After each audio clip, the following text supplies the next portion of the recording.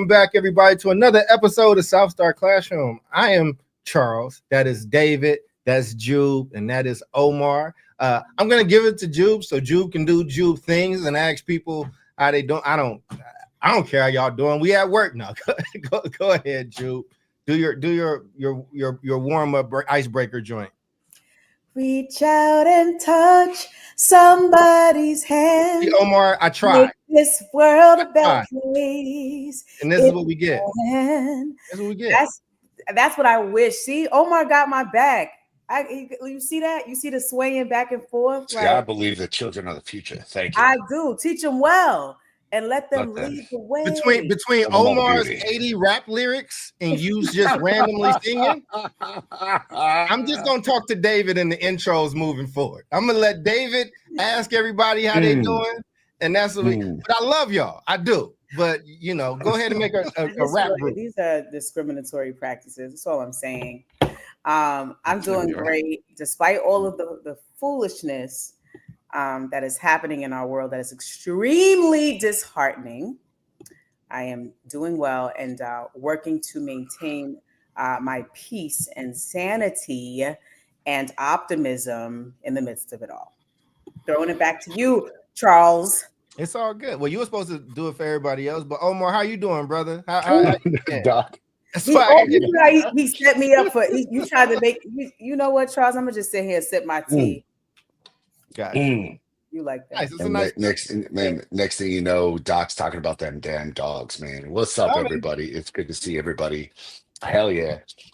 Things are crazy. So I live in El Paso, Texas. This is a hotbed of talk because we are right on the border, ladies and gentlemen. Like, I mean, literally on the border. So, like, I don't know, it's like Sarah Palin was like, I could see Russia from my house. That, Tina Fey made very famous. And people are going to be like, Sarah Palin didn't actually say that. I was like, yeah, she sort of kind of hinted at that. And Tina Fey made it very famous. I can literally see Mexico from my school.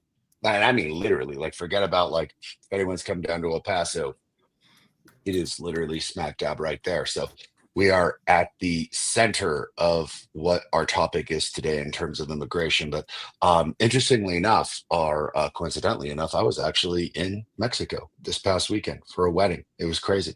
So as we talk about things going on this side of the border, I was actually on the other side of the border. And it was lovely, man. Guadalajara is a very beautiful city.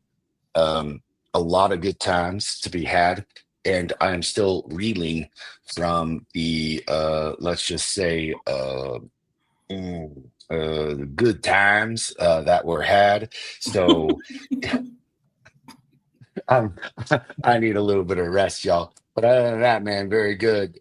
The Beard of Knowledge, David Castillo, brother, I'm pitching it up to you. How are you? I'm good. Guadalajara is a great city. It's also, I don't know if it's the capital of Jalisco, but it may or may not be. Yeah, and another great city and region in the state of Jalisco is Tequila. So I'm wondering if any of that had anything to do with you coming down off of your exciting weekend, Omar. But both literally and figuratively. So when I tell you that we were in Tequila, which by the way was amazing. Like, they showed us how they like chop the agave plant, how they process the tequila. We did 2 tequila tours in the town of Tequila. So Jose Cuervo and Salsa. It was fascinating. And I mean by fascinating, I'm talking like it was so cool to see the harvesting of the plants, the time, the processing, how they make it, the extreme efficiency in which they do the work. And then of course there was like free tasting of tequila throughout the entire tour. Some of us had, just a few sips to taste. Some other party members took quite advantage. And then some people, like Pauly Shore and Encino Man, started wheezing the juice straight from the barrel.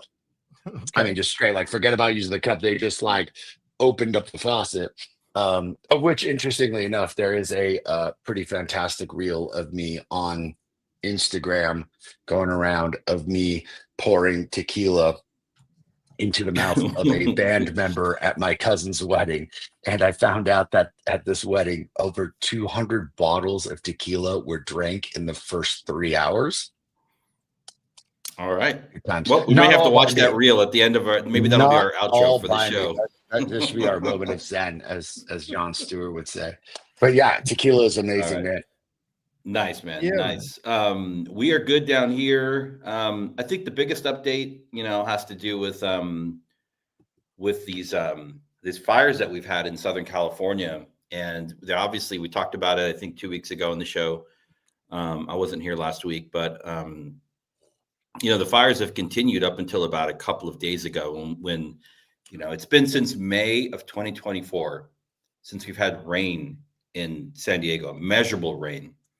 And so before that, we had a ton of rain over the last 2 winters. And so that means everything gets built up, everything's nice and green, everything's healthy. And then when it dries out, it's just more fuel for the fires. And so we actually had a fire that was pretty close to the house. I think I sent you all a picture in our text group, but I got out of the local pool where I swim, got out of the water, about a week ago. And there's this huge plume of smoke, and that turned into the border fire, which it was kind of in an open area, on the border, literally. So no homes or anything, but still a huge fire.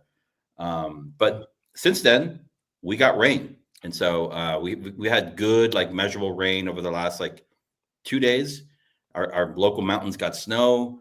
And so Mother Nature has blessed us with her healing powers, man. Yeah. Yeah. Well, I'm glad y'all are safe, man. I'm glad y'all are okay. That's really good to hear. All right. Well, my week has been very busy, a lot of work stuff. But I did get to sit in some really good meetings. And our guy, the Beard of Knowledge, Wisdom, I never can remember which one it is, even though we said it a million times. We were in a meeting together, man. He was a rock star, man. There was a project we were working on. I won't go into detail now until it's not till it's out and not embargoed anymore. But there was just a study that he ran point on, and it just came out really, really good. And I'm waiting for the final product, man. But it was just an honor working with that man, and that was the highlight of my week. But I've had to be an adult this week and running my companies and making decisions, and there's finances and cuts and things like that, and there's this new reality of who the new president is and the policies that are taking place. So let me actually roll into that. And I'll just start by saying this. Elections have consequences. Let me do this monologue the right way, because I built this up. There you go. My friend likes to have Jon Stewart moments, so let me do it the Jon Stewart way. But in today's episode, we're going to dive into the issue that's both timely and complicated. And it's the resurgence of ICE raids and their impact on education. Now, David and I both know this personally from working in Oakland. I'm sure Omar is dealing with this being right at the border. And Jubilee may have her experiences with it as well. But there's no denying the emotional weight of this topic. For many families, these enforcement actions bring fear, uncertainty, and real disruption. Imagine the anxiety of a student sitting in class, not knowing if the parent will be home when the school day ends. Imagine the emotional toll on educators witnessing these struggles while trying to maintain some sense of normalcy in their classrooms.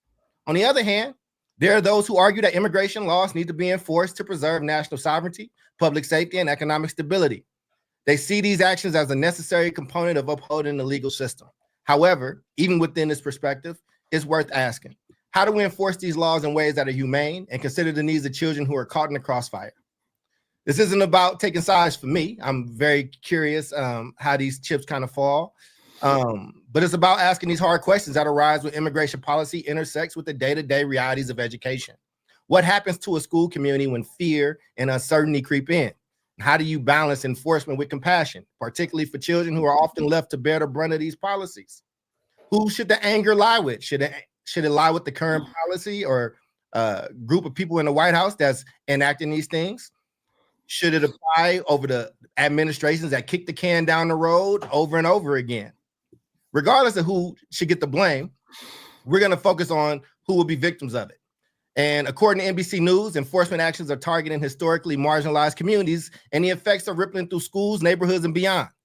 Axios highlights the growing challenges educators face as they try to support students through this trauma, often without adequate training or resources. So our goal today is just to unpack these issues, explore both the immediate impacts on students, families, and schools, as well as the larger systemic questions that these events raise. Whether you're an educator, a parent, or simply someone who just cares about the future of children or your neighborhood, this is a conversation that demands your attention. So, team, let's dive in. Again, I wanted to do that part with no personal thoughts or feelings about it. It's just the facts, and the facts are what they are. So just let's get into just general reactions of this. But this is the first question. Just what do you feel like are going to be the immediate and long-term impacts of these raids? I'm gonna start with you, David, on this. Just general reaction to the issue, the monologue, but also you can start tackling the question if you like. But people might need to process. I think I need time to process, but I will say right now, I do actually believe that our immigration systems are not, they're not functioning. I wouldn't even say as by design, because I don't really know what the design is. It feels like we go from this shut the border down to like having immigration laws that are very, very kind of open and porous, and that's not good either. So I think there's a middle ground there, but I think what we're experiencing is the ebb and flow of like the hard, like not the hardcore, but like the Democrat Party versus the Republican Party, and the way that our country is so divided right now. We are experiencing this new policy as part of that division. And then the second thing I'll say right now, before we get into the details, is like, regardless of whatever the policy is, like, can we just please keep the harm as far away from children as possible? Mm-hmm. Yeah, I agree with that, man. Jude, go ahead. No, man, I was just gonna say, man, hell yeah. Like, just, I mean, we are both video show and podcast, man, and just like that is well said in terms of the victimization of like children. And I think that's gonna be a central topic of the show, is like, let's not forget these are kids. And I mean like kids, man. Like, you often think about high school, but like, what, you're gonna raid an elementary school? You take out a 5-year-old? Like, yeah, that to me is insane. Jude, literally, what you feel? What do you feel? Oh, sigh. It's like fear mongering and bullying, and not that I'm surprised, because this is essentially, what his first term was like. And I think that it's a low blow to even consider places that are designed to be safe havens. Like, how dare you? How dare you? And in terms of that question, can you put that question back up? Because thank you. I think we'll end up, the immediate is the babies not wanting to come to school, right? And just imagining how they transition into school to begin with. We don't even know how that experience was with them not being necessarily from this country. But here goes Meadow, like clockwork. Yeah. That damn dog. I got to get a shirt. I'm gonna get a banner for every time she comes on. It's just gonna be across that says "that damn dog," the fifth host. That's gonna be good. Yes, I like it. But yeah, just in terms of like them not wanting to come to school, anxiety, and I mean I think that's the most immediate, right? Nobody wants to kind of deal with that, and I think taking away the reassurance that you can come to a school that is safe, that is going to protect your child, that is going to ensure that you're getting an education on a daily basis, a hot meal, and some type of security during the day while you possibly go and work and take care of those things so that you can provide for your family, is like, it's heart-wrenching. So those are my initial say. It totally eliminates any sense of safety, I think. Yeah, I think I'll put us back on the regular one for this. I have a lot of thoughts about it, man. I think one, I'm gonna just start with these young people. I think it's gonna be traumatic, and I think traumatic things happen. I think, especially in this country, a lot of our tribes have seen some traumatic things. You're talking to a kid from the crack epidemic. You're talking to, you know, other folks who are either immigrants themselves, or parents, or their parents were first generation immigrants, or second or third. I asked that question in the monologue because the anger can be pushed in a lot of different ways. And I would tell us not to forget, half of those people that voted, this is what they voted for. And, you know, but the immigrant crisis has been a crisis as well. And we had power for a long time. And we kicked that can down the road. This could have happened, and you could have shored up immigration stuff and the border in a more humane way. And you didn't. It's the same. I would say the same to Republicans around Obamacare. They had all these issues. People hate Obamacare, but they love the Affordable Care Act, which is the same thing for people, by the way. We politicize things that probably don't need to be politicized. I don't think healthcare should be politicized, and I don't think people's sovereignty should be politicized. But alas, here we are. And this is what happens. And elections have consequences, and they are the ones in power. And this is what that side mandated to have happen, and to have that action happen. Go ahead. Can I throw some numbers out there? Well, let me finish the thought and to go into the joint real quick to the answer about the kids, and I'll throw it right back to you. So you know, like I said, man, I as somebody who watched what the crack epidemic did to my community and the lack of humanity during that time, and how my parents were treated and people that I've seen be treated, and then see the stark difference in the opioid crisis. And again, I still have compassion there, but there were times in that moment in the beginning, I was a little immature, like, well, that's their issue, because people didn't care about me and mine. And I had to check myself on that. And I would implore people, wherever you fall on this issue of immigration, because again, I'm in Chicago, and I want to just say this. I'm in Dalton, actually. I'm in a south suburb, but in Chicago, in the city, there have been Black people there's been a lot of people, brown people, Black people, or whatever, have been on the front lines about this immigration issue. It ain't just people, it ain't just white folks that's having, you know, that's pushing this stuff. And if we're gonna have a real conversation about it, we probably got to have a real conversation about it. We're reading this book called Defectors. You all might like this, Omar and Dave. It's basically somebody wrote about Latino January 6ers and what that meant to them and what that indicated for them. Now, wow. Yeah. I'm taking notes in my book. You mean Puerto Ricans and Cubans? Go ahead. Hey, I said Latino people. I'll tell you what it said, but they're talking about the lady in the first few chapters. They're talking about the lady from LA that we covered here. But what I would say is this: the impact on these students, right, is like, this is going to be a scar, and it's going to be something that they're going to live with for the rest of their lives. It's going to be something that they're going to think about and they're going to remember. And you know, and you want to minimize that, right? You want to do as much as you can to minimize these things. And you know, and I would just ask for people that feel a certain type of way, you know, this stuff has been happening around the world. I think Rwanda is still going through a genocide. I think that there are places that are still being wiped off the map. Children soldiers, like, it's a lot of bad things and foul things that happen in the world. So, you know, I try to just have humanity for everybody in that piece. But we're doing an episode about education. So with these questions, and Jubilee, I want to throw it to you for, you know, give those numbers and give your thoughts. As we focus on these students and these young people and what can kind of happen and how do we kind of navigate this? Because we can be mad about it, but things about to be happening. And my outrage or me being upset or me crying doesn't make anybody safer and doesn't change the reality. So, you know, we've all been in situations where we've had to protect young folks in these, like in Oakland, we had a policy around what we did and didn't do. So I hope that we get some things that come out of this that's practical for people, that gives them a little solace in ways that they might be able to protect themselves. Go ahead, Jude. Sure. I'm just connecting to what you were saying in terms of like what happens in elections matter. I mean, I definitely agree with that. And I know each party has their own like concerns and things that they're pushing for and they want to be prioritized.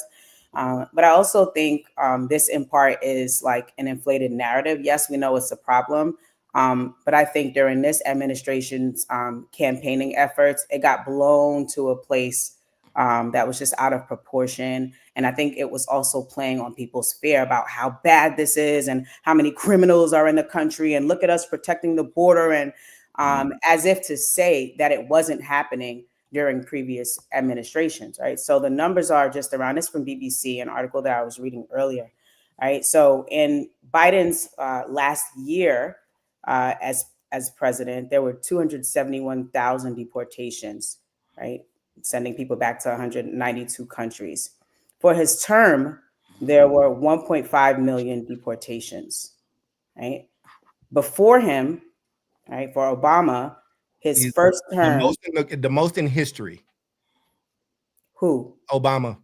The most in history. Right. 2.9 million deportations across 4 years. So I'm just saying, just to contextualize it and demystify the statement that's like, oh, the Trump administration is the only one that was addressing this issue. Immigration has been an issue, and it has been addressed by these administrations as well. The thing was that the administrations that preceded Trump, right, or that were in between him, they just did it with humanity. That's the only difference. I will say this, and I would love for Omar and David to jump in. I don't think a lot of brown people would consider how Obama did it humanely. I mean, they call him the deporter in chief, and the cages and things like. I'm just, as somebody who works with a lot of brown people. That's fine.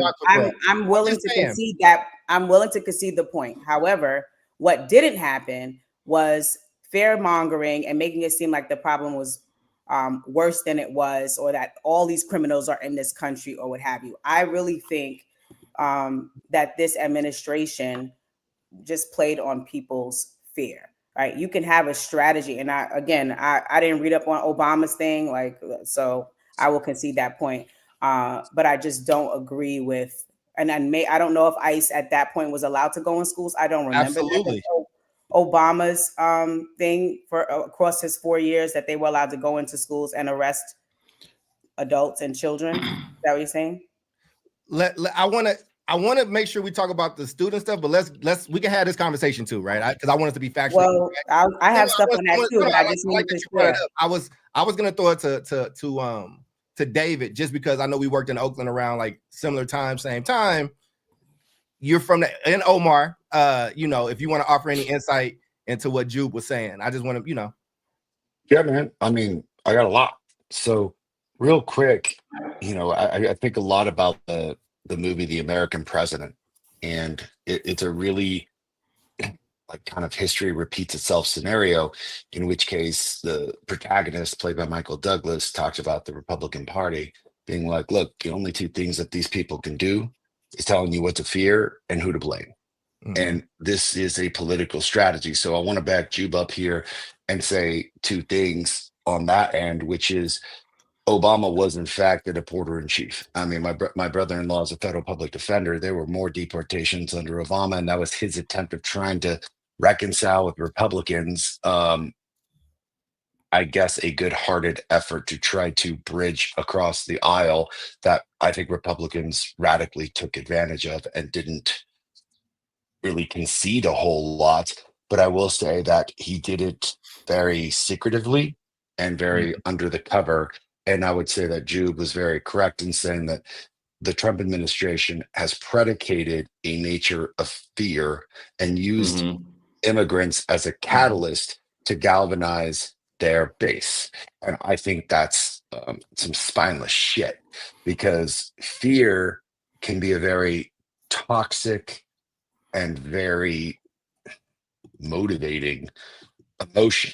And that's really what I wanted to kind of jump into really quick, was that regardless of what is going to happen, and we'll get into that in the show, what is practical, what's going to happen, it's the fear that is predicating across my community. It's the fear, it's the unknown, it's what is going to happen, what could happen. Are these people going to come to my homes? Are my parents going to be taken away? Am I going to be taken away? Will I be put into a cage? And I will say this, like, the Trump administration did a very good job of, let's just say, publicizing what they were doing, throwing children into literal, like, and I mean cages, bro, like just boxed up cages. Like I saw these cages, like physically saw them. Forget about the news. I saw them. I was there. I went down to see if it was bullshit. Our congressman went down to see if it was bullshit. Full-blown cages, kids like in the tinfoil blankets, just huddled into a corner wondering what the hell is going to happen to them. And I got to tell you, like, people are like, well, good, like they should be deported. That's what we voted for. And I'm like, you voted to have kids treated inhumanely? And well, they crossed over illegally. I'm like, God damn. like, like, listen, man, like, look, you want to be all hardcore about the adults. That's one thing. But like, I think, even Bill Conrad said it really best. Like, those that we treat the least among us tells us a lot about our people. Like, it tells me a lot about people that this is the way that they want to treat children. And I've got some very. It's making me think about Elian Gonzalez and remember that very iconic man. photo of Elian and things like that. That was the first time I was introduced to like the war games and the global games that they play with immigration, or when I was going to travel to South America and the US is doing this with visas. So now Brazil is going to do this with visas. Like, I didn't know how petty it was between countries. Very. And I got to tell you, like, Doc, the fear has got real economic ramifications. So I said I was just in a wedding in Mexico. We flew out of Juarez. We walked back over the border. And when you walk over the border, because the car lines are just absolutely massive. Like, man, these lines can last 2 to 3 hours. Like, they're huge. Dude, my mom and I walked over the border last night. There was no one. I've never, ever seen it. When we were walking over the border the first time and getting to the Juarez airport, bro, because of the inauguration, shit was like shut down. And there were a lot of videos of that. So like, we went from like this shutdown scenario where no one was coming in to now the fear not having people come in. And if you're wondering what is the big deal about that, that is billions upon billions of dollars, ladies and gentlemen, that get pumped into the American economy from people who have residency, from people who have work visas, from people who live in Juarez, live in Chihuahua, live in Mexico, come over the border. And that's just El Paso. You want to talk about the entire expanse of the border? Like, I got to tell you, these things don't make sense. Trump's talking about, I'm going to save the economy. And this is affecting the economy in billions of dollars already. Trump's talking about like, hey man, like, I'm going to fix this border situation. And I'm seeing kids fearing for their lives, wondering whether or not they're going to have mom and dad hanging out. Like, and I mean, what is this, week one? Like, are we in week one of the presidency? Like, I think this is week one and shit. And I'm like, how many executive orders? There was more executive orders. I mean, but and I want you to finish, but I want us to keep having this conversation because again, I understand. I feel. Here's the thing. Emotionally, I feel exactly how Jubilee feels. I feel like there's ways to do things. I think that there was definitely fear mongering, and this is why though. And I think those episodes Omar and I did before the election and things like that, like we kept talking about there are going to be very real consequences in how this thing happens, right? So we just mentioned something about cages. I want to be factual, right? I love Obama. I rock with Obama. I'm disappointed in a lot of things that a homie did, but he's Obama to me. And Trump didn't build those cages. Obama built those cages. And it's like now Trump was unprecedented in how he utilized them and the way and the show and that he did. Correct. But you built them. So it's like, and you were this person in chief. My thing is this. I'm frustrated. I think those people are frustrated with both Republicans and Democrats in this case. Because my thing is, if you're a Democrat, as I am, and you knew this was coming, they kept saying they wanted to do this. The immigration is not a new thing. We've been told that we have to secure the borders for a long time. And the Democrat administration, it just kept kicking the can until, and I will say this, and Trump played politics and he was an asshole the way he did it. When there was a good policy there, he said, nope, don't do it now. y'all don't vote for it right now. We'll do that when I get in office. Stonewall them so they continue to look bad on immigration. But it's like, yo, there are things that we had to take, seriously. I am somebody who's trying to get his loans forgiven. It went up because I did the things that Biden told me to do. Biden does not win the election. My stuff immediately goes. My loan immediately has more money on it now. And I can't get it wiped now. So now I got to pay more. Like, this is what I'm saying, man. These elections have consequences. And he's not acting as just some rogue person. His base, the people that voted for him, the people that lean that way, those Republicans and some of those people who used to be Democrats or independents, people have been calling for this. You know what I'm saying? And I don't live in New Mexico. I don't live in Texas. I don't live in San Diego, right? Like, I just know that it's a different conversation there. And so, David, I definitely wanted to bring. So I live on the border. Omar lives on the border, and there has been like an increased presence of military along the border, both in Texas, California, I'm sure New Mexico and Arizona as well. But I was just looking this up.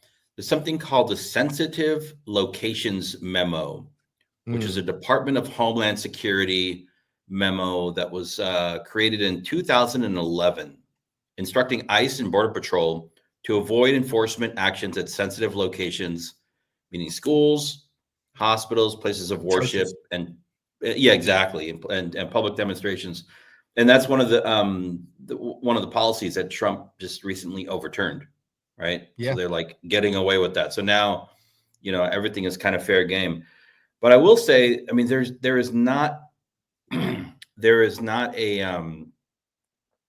long documented history of ICE or Border Patrol, kind of going into schools, removing children from. I'm sure it's happened.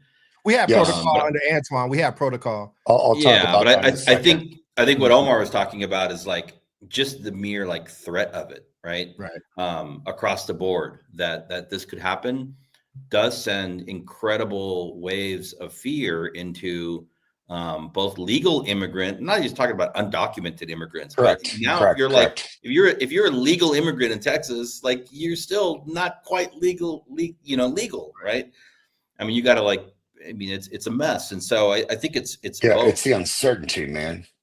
It's the uncertainty. Right. That's right. I don't know if Canadians feel the same threat. Don't say A in front of the wrong person. They might be like, oh wait, what's Canada A? Oh, you're Canadian. Come on. No, I don't think that's happening in the same way. Take it easy, buddy. Why don't you smoke a dart on a Chesterfield, eh? Hey, come on now, take it easy, friend. In terms of immigration, like what we're seeing now, there is legal immigration. Mm-hmm. There are pathways to there were up until like a couple days ago, and then there is like undocumented, whatever, call it illegal immigration. But I think Mexico still remains, just in terms of numbers, the largest source for both legal or documented and undocumented immigration. Mm-hmm. But you also have a lot of like legal. The number 2 country for legal immigration into the U.S. is India, and then China, and then the Philippines, right? But when we talk about undocumented, it definitely like shifts. You talk about like Northern Central America, Guatemala, Honduras, Salvador, right? These are political refugees. Venezuela, political refugees. Haiti, political refugees. And so I wanted to put that out there too. And then one other number, I know we're talking about schools. Can you kind of explain the asylum game in that a little bit too? Because the politics, if you're Cuban, Haitian, like there's a few places. I mean, Cuba especially. The only reason I say that, David, because I was hosting this conversation with other people. The people that went hardest on this against all of us, that was like, yo, this is crazy. Well, it was Cuban immigrants. I seen African immigrants, like they went, like there were African immigrants that felt a certain type of way because when DACA came, I guess if you were in process, it stopped your process and put the DACA kids in front, and it extended. So I heard a lot of the African community mention that. So I just didn't know if you want to like explain the Yeah, I mean, I think differently. it's obviously it's political, and it depends on like whoever is making these decisions around like what constitutes who gets to apply for asylum and who doesn't, right? Right. And asylum is like you have to be escaping from some kind of like political or violence or this or that, something happening in your home country. That's a very complicated question. I don't think I'm prepared to answer that. I'm going to let somebody else handle that one. Okay. But I will say, I got you. I'll explain. I will say, I got you. just talking about the great state of California, right? With all of our issues that we have, we are still the world's 5th largest economy if we were to be our own state. When we look at, California gets a lot of accolades for our, biomed, technology, these kinds of fields. But our biggest bread and butter is agriculture. We are the country's, if not the world's, bread basket and vegetable basket, right? A couple of numbers for you to think about. So if Trump really sets out to do what he wants to do and go full bore with this purge, I'm going to call it a purge of undocumented workers, you're talking about anywhere between 50 to 75% of California's agricultural workers. California has, it's hard to say, somewhere between 600 and 800,000 agricultural workers. Of those, you're talking about 400 to 600 are undocumented. So you're talking about wiping out an entire workforce who have their kids in schools, right? Which would decimate. Who cares about the economy of California? We want to blame Biden for like how much a bag of groceries costs. Give me a break. Mm-hmm. Yeah. I put asylum in the private notes. I can explain a little later, but I mean, and partially, right? Like with this, let me go off of here. But I think so the role that educators and school admins should be playing in this, right? Like some would argue, like this person, Clarice Hustable, said the procedure of students being removed from school for any reason is done in a safe and orderly fashion. There tends to be rules that they're supposed to follow. Now, I worked in Oakland Unified during this time, and Antoine Wilson took a very strong stance, to make sure we were also sanctuary city. We were also making sure like there were protections there. But regardless of what the law was, we had strict protocols.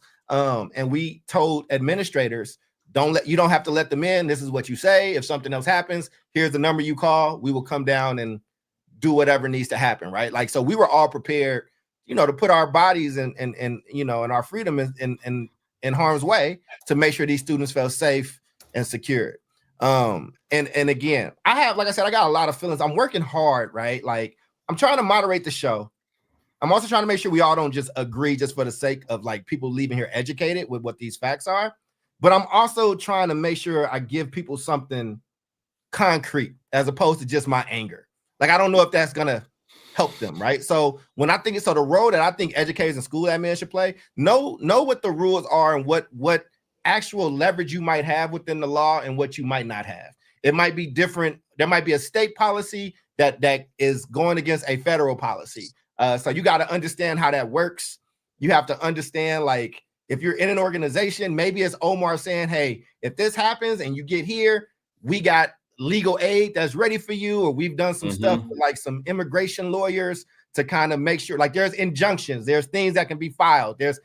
Like, this is the time where I am telling people as a Black man and we have a Black woman here and we have 2 brown men here. Like, I need you to be equipped with information so you can be protected and be safe in whatever way that looks like. So that's why I was asking these questions. You know what I'm saying? Like, to kind of. It's a great question. Yeah, I mean, go ahead, Jude. I totally agree. I think in part this is the work of the district. Like where I am in Prince George's County, there's been a lot of communication that has gone out around it. And to the earlier point around the whole fear mongering, and like that will lead people into a frenzy, a panic, and that's also not good. But I do want to just put out there the reminder of a federal act, which is the FERPA Act, Family Educational Rights and Privacy Act. And it's just around, releasing student information, educational records without authorization from the parent or a court order, and that schools are held accountable for ensuring that they honor this act, right? The FERPA Act of 1974. So I do agree in terms of just, for school leaders to understand, what laws could work in their favor. And of course, nobody's going to say, hide the children, in the closet and do all these things. But the school, does still have the responsibility of protecting the safety of children. Right. And so no matter what it is or who it is, if you're an adult or a human being coming to a school, right, to your point, Charles, there's a protocol, right? Who are you? Who are you here to see? Like, you don't just get to walk up in a school and say, I'm going into this classroom doing whatever. No, right? If the school is set up, appropriately, there is a school safety officer, right? There are the front runner team who's very aware of what's happening. Hopefully you have cameras or a buzzer, or right. There's some kind of organization, a sign-in book. You got to show ID if you're asking information about a specific student, right? Even before ICE or without it, right? It doesn't even matter if you're coming from like another agency, right? You still have to be able to present your identification and share your purpose for being in the building, who you want to see. And even then, right, if all your ducks are not in a row in terms of having the appropriate paperwork and consent, you still can't do anything. So I do think that this is part of, the district's work to share information so that, everyone on team and staff across the district is aware of what those rights are. And then for the schools to be able to enact them without fear of repercussion. And then after that, I mean, I'm not saying that that's going to eliminate the possibility of ICE or anybody else coming to the school and doing foolishness, but at least it'll put up some kind of wall of resistance. Yeah, no, that's a really good point. So what I'll give Texas as an interesting example of what a couple people just said. First off, which is like, how does federal law conflict with state law? Governor Abbott basically said anybody, police officer, border patrol, everyone is now empowered to impact the immigration and act on behalf of the governor. So now you've got it was a contradiction between federal law and state law. And now you got this confluence. Jubilee just said it perfectly. And I can't reiterate this big enough. I am a superintendent. I do have a school district. Like, clearly I have a policy that we're putting in place, and I have to be extraordinarily careful because on one end, every child in America has got the right for an education, like regardless of immigrant status. Just hope everyone knows that. So regardless of what immigrant status you may or may not be, every child in the United States that's in the United States has a right to an education. So that's just first and foremost, just as like as a foundation, right? So then as an educator, as a superintendent, my job, as Jubilee very eloquently said, is to ensure that number one, the most important thing that I can do, that by the way, I am like insanely empowered to do beyond, in my opinion, reasonable scope as both school leader and now district leader, is I have commanding power to ensure that the safety of students and that the education of students is the foremost concern. So in Jubilee saying, hey, there's protocol, you got to go to the front office. You've got to make sure that, dude, we go through insane stuff because we don't know who you are. You show us an ID.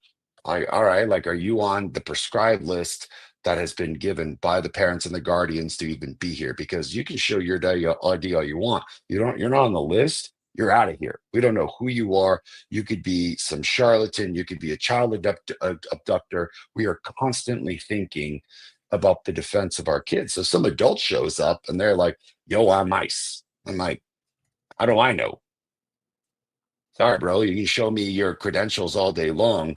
And one of the things that I think Jubilee was saying very eloquently that I am sharing with this audience, that I'm sharing with my schools, is unless you've got a warrant signed by a federal judge, one of which I recognize from the city of El Paso, so we have a list of those too. we don't want to provide entry because we don't know who you are. And that is the obstruction. You're coming into a place and obstructing education and posing what could be a physical threat to our student. Hey man, like I don't know if you're for real. I don't know what you're going to try to do. And I've got an incredible amount of power, interestingly enough, from the state of Texas to say anything that can complicate or compromise the safety of my kids. I have overarching power to do something about it, including excluding anyone from the building.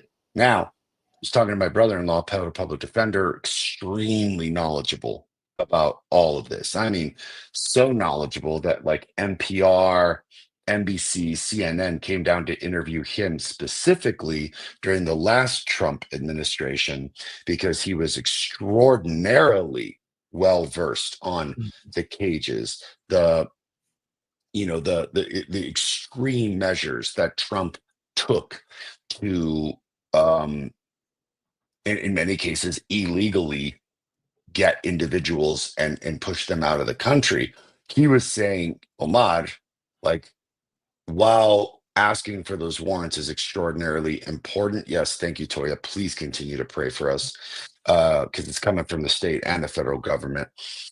He's saying you have to be very careful because if you obstruct any level of justice, you and your school leaders could be arrested. Now, it's going to go through the court system. You're going to be protected by the law, but you're going to wind up in jail for God knows how long. And I don't know if the state of Texas is necessarily going to empathize or protect you.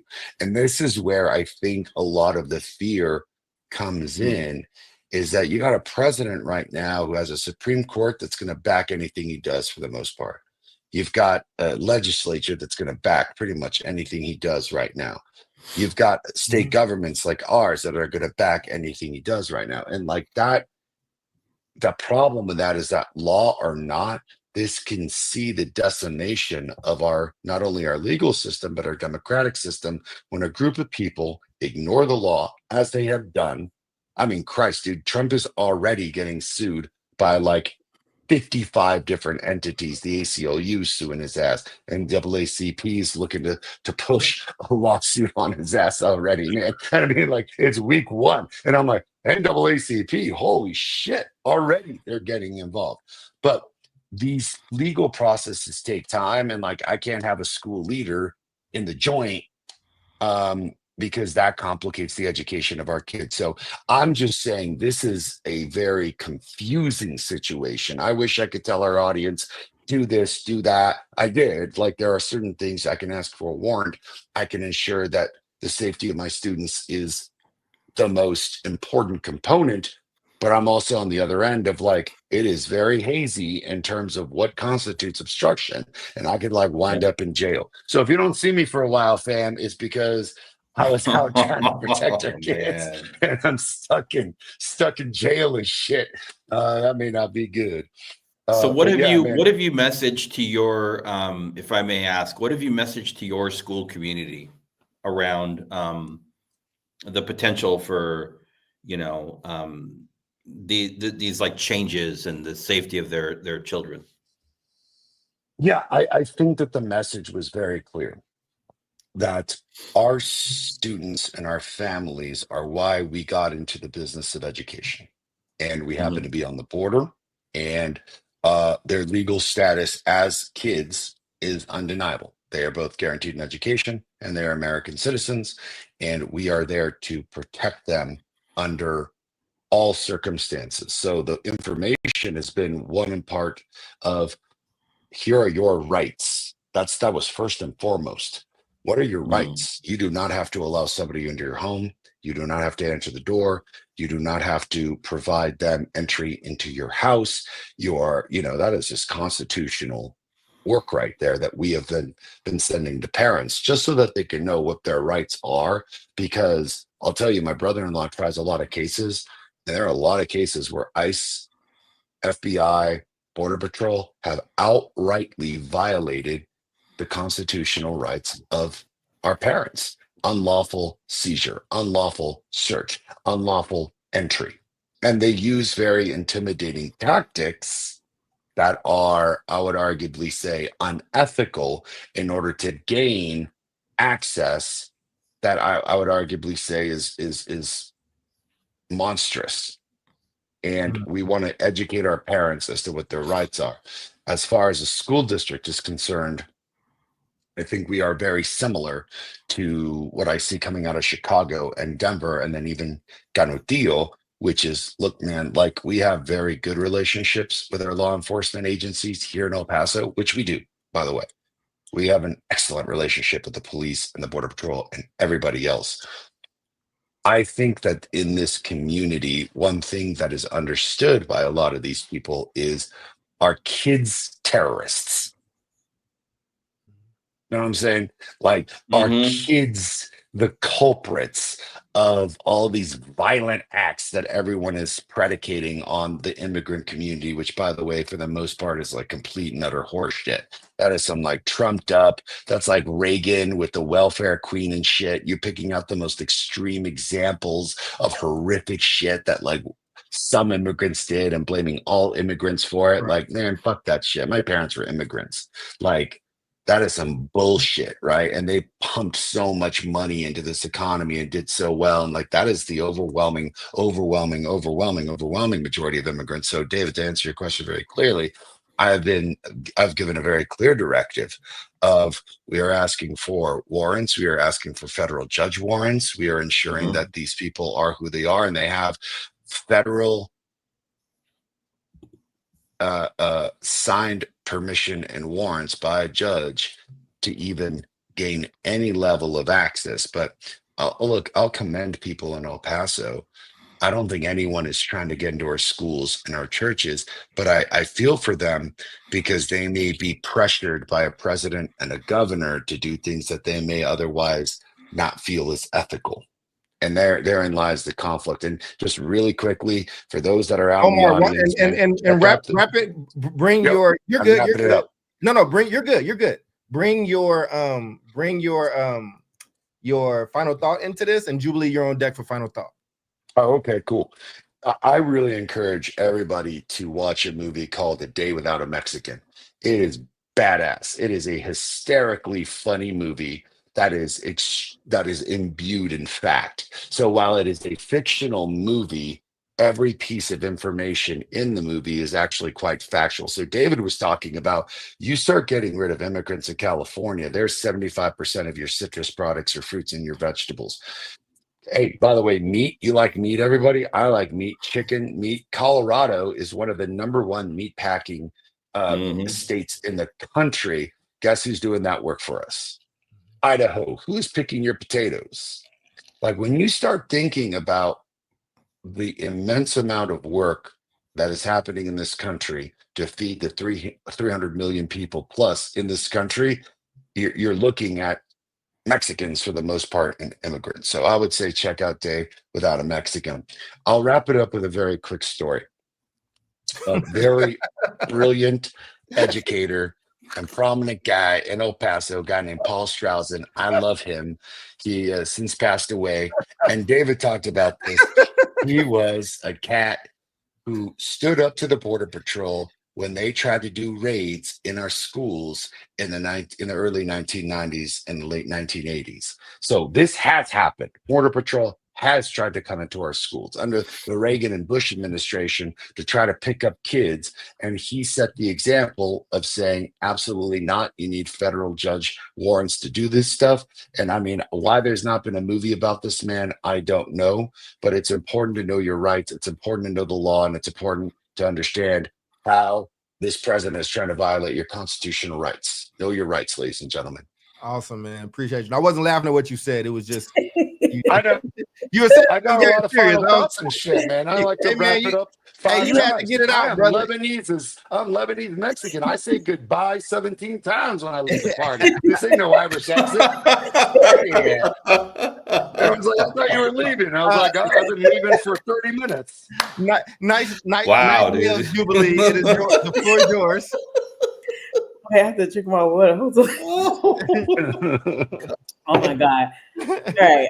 So, I got to talk about Jesus a little bit because so many of these people swear that they are Christians and believers and nationalists. So there's a scripture that says, it's Matthew 25:40. It says, and this is Jesus talking, "Today I say to you, inasmuch as you have done it to one of the least of these, you have done to me." And I think that that is something that has been forgotten, right? When you think about schools and churches and hospitals and just places that are safe havens, right? And I'll anchor it in schools because that's where, you know, our work is. Like, let us do our jobs to be able to protect children. These children are not criminals. These children didn't come here on their own, right? And their families are not criminals either, right? And so I just think that if we actually could honor that part, we'd be in a much better place to at least say, you know what, let's let kids be kids. Because I think the unintended consequence, or maybe it's an intended consequence, is that, yeah, let's just say that you do go in ICE to a school to remove a student or try to arrest the parent that's dropping their student off.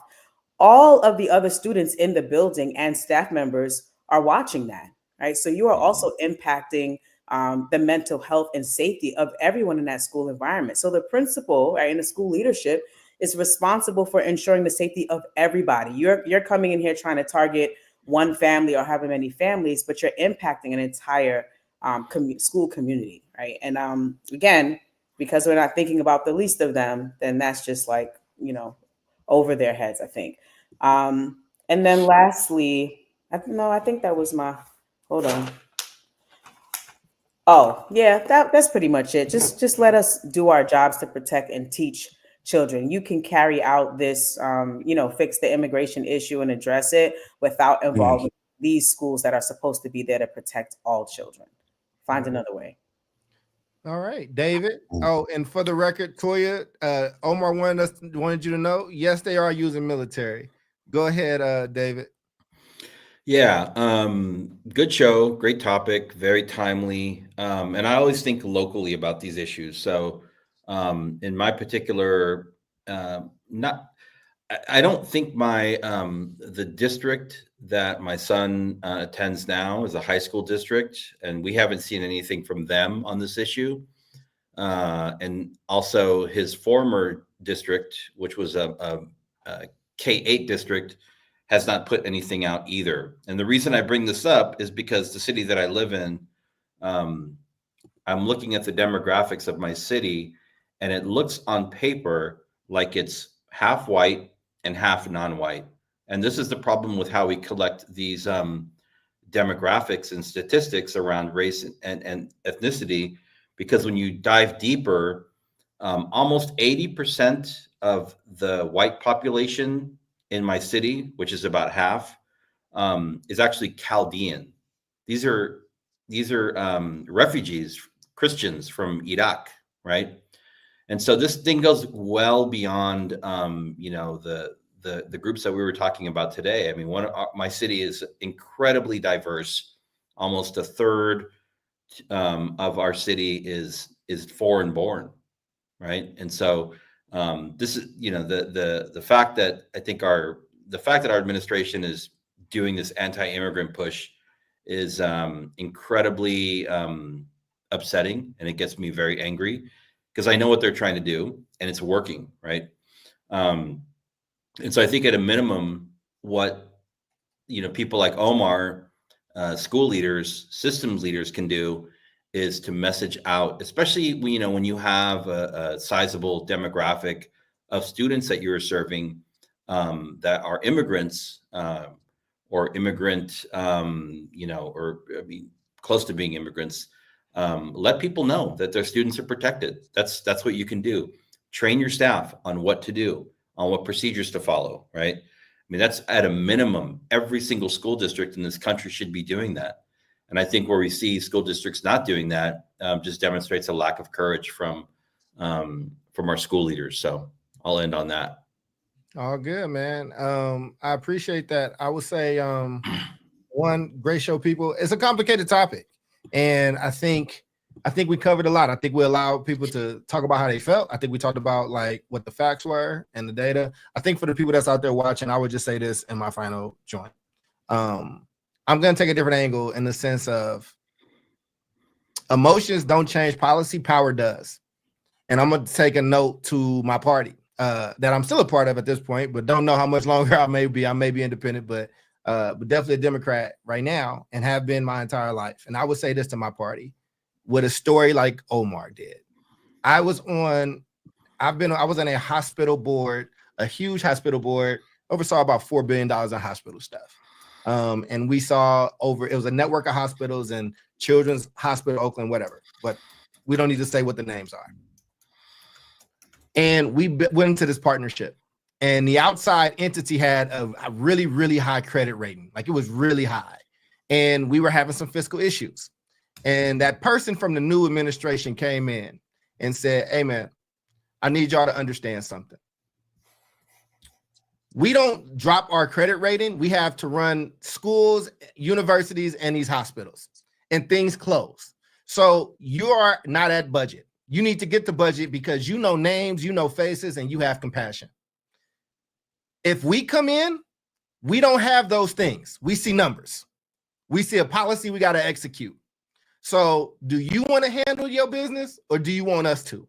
And I say that because Democrats, if you don't like what you're seeing, if you are upset about this man and his administration, and if every election is the most important election in history, then be prepared now.